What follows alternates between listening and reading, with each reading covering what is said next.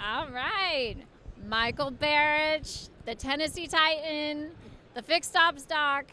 Tell us, what have you found the most surprising or interesting at NADA this year?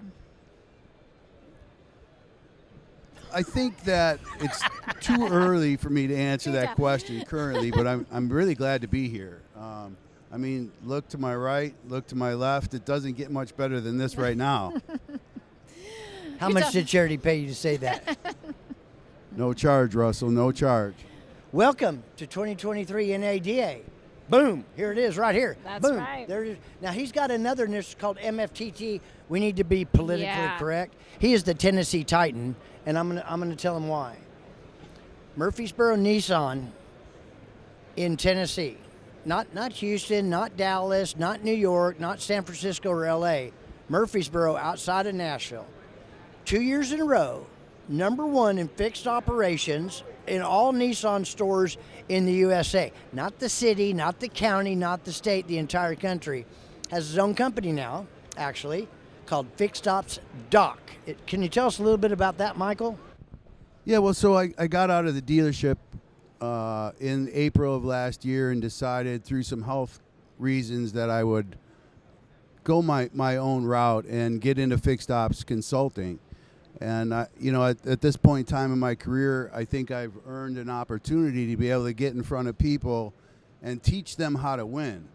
There's so many dealers out there that I think truly struggle in fixed ops, and there's no reason for it. Our success is predicated on good people, good processes, and they're duplicatable across every dealership, every manufacturer on the planet today.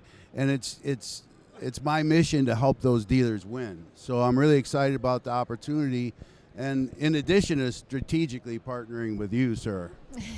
Thank you very much, Michael. We appreciate that. I didn't pay him for that either. Charity will edit that out. We didn't pay him. Well, what are you hoping to get from this NADA this year, post-COVID? It's buzzing, it's popping. What do you hope for? I don't have a specific hope for this. On the fixed ops side, I don't think the business has changed a whole lot conceptually for like the last 30 years. It's about service reception and write-up. It's about service delivery. It's about meeting the customer demands in between. And so I didn't have anything specifically that I wanted to see, but I want to get in as many of the seminars as I can, and no one's going to reinvent the wheel, at least not that I'm aware of. Sure. But it's about those little nuggets that I think you can take away. That is an aha moment for me. And then throwing that in my mouth, chew on it for a little bit, let it marinate. And then at some point in time, I'll extrapolate that to mean something completely different than what I intook there, if that makes sense or not. Yeah, absolutely. Is there any one nugget that you can think of that so far? I know we're early into the show, everybody. Day one. But Michael is an exceptional talent. Everybody knows that fixed operations is changing. There's a focal point, at least in my 38 years in the business, that I haven't ever really seen before. And Michael's in a strategic point right now, I think, to be able to help out and show people how to win and understand what it takes. And there's so many, there's the experience, there's the relationship, there's the reporting, there's the advisors and technicians, all those things you know how to address.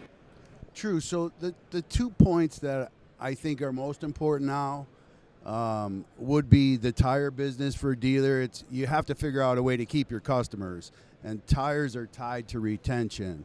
So the dealers have to get intentional about selling tires, and it's not the most comfortable talking point for most people, most advisors. So you have to teach them what is a tire, how does it work, what are the benefits, explain that to make sure the customer knows that we're not the tire business, we're in the tire business. So all the other retailers out there are crushing what the dealers are doing. We're doing 25% maybe of the market sales. And I think the aftermarket world, those tire distributors are starting to feel some of that pressures because guys like me are trying to make sure that we're winning that tire battle. And then I think we have to get really intentional about instilling confidence in the advisor to be able to share the information that comes from the multi-point inspection tool, and share it comfortably. Like delivering news is delivering news. It could be good news, it could be bad news, Yeah. but you still have to have the same conviction for both. It can't be two different deliveries. That just doesn't work. And I think that advisors are inherently afraid of rejection, and they're afraid to passionately speak like I do about fixed operations. Like, Charity, your vehicle's up on the lift and your vehicle needs brakes. And I could go on a whole spiel about why you need them and what the benefits are to you, and I'd take you out there and show it to you. And I'd buy them. Well, I would hope so.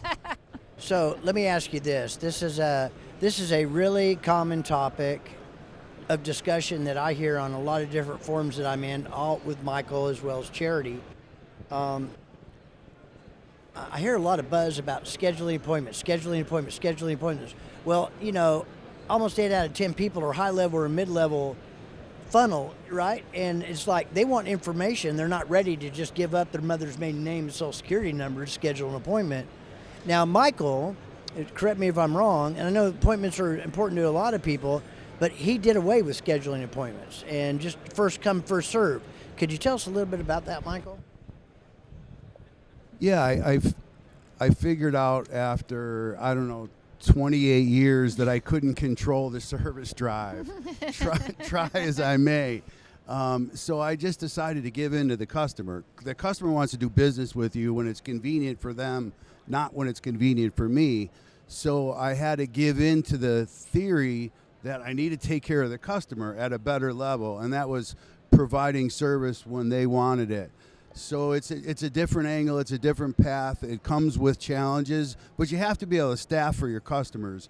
If you're pushing your customers out a day or 2 days, maybe you have a chance to retain that customer. But if it's 3 days or more, no one wants to wait to get their car serviced. Yeah. I think you and I have talked about the fact that NADA said for every franchise dealer out there, there's 16 right. Yeah, they're salivating, low-hanging fruit. We're taking that business back because for the last 20, 25, 30 years, we've been giving it up because of what Michael's talking about. Not meeting the customer where they're at, tires and oil changes, right? That's correct. But I wouldn't say oil changes. I would tell you maintenance services. Okay, maintenance services. We're not in the oil change business. We're in the maintenance business. My bad. Let's edit that out, Charity. Thank you. Okay. Preventative maintenance is cheaper than repairs. Well, Mike, you sound like a wealth of knowledge, and you know everything there is about running the fixed ops department. So if people want to find you, where do they go? Well, I guess the best place they can find me would be on LinkedIn. And Michael Barich. That's right. They could contact me on my cell phone. That's 708-744-5425. Or they can reach me by email at the FixedOPS.dr@gmail.com. Yeah. And you have a website as well, right? I do.